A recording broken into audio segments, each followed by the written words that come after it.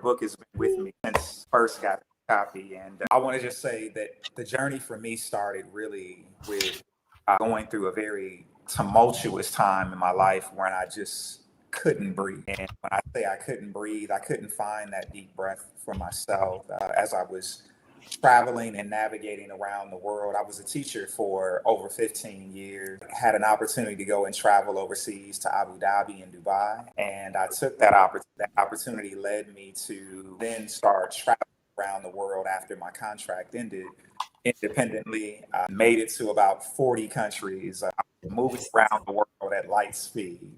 Whew. And at 2017, I was going through a divorce. I had some interesting dynamics that were happening in my life. My world was starting to collapse as I knew it.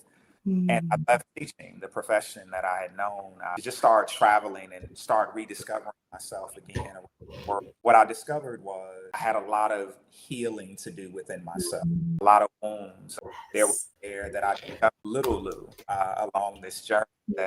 But I noticed that, I just couldn't breathe. My breath, like really breathing into myself and my inner well-being was not there. And in 2017, I had something that appeared on my jaw that required surgery, and I needed to come home. I had this surgery done in 2017, and I was so ready to get back out into the world again. I got back out in 2018, but what I found was everything had changed for me, and I started learning how to do these personal practices of healing for myself. So the journey really started with me not being able to breathe and take those breaths for me and wanting to find ways to refresh and reset.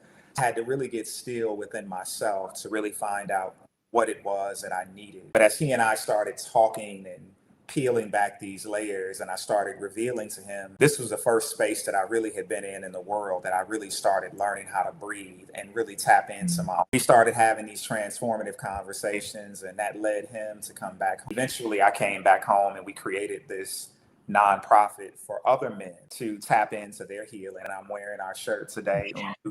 Yes, Ndugu is a Swahili word for brotherhood. We're still operating and creating safe spaces for men to breathe, to share their stories, to have those emotional resets, to be vulnerable with one another. And it's grown into a movement. So that's where Just Breathe Universe came in. I like to say that we serve wellness differently because as you know, men need different types of healing, and especially our men, Black men. And I'm excited about doing this work that we do now on men and healing.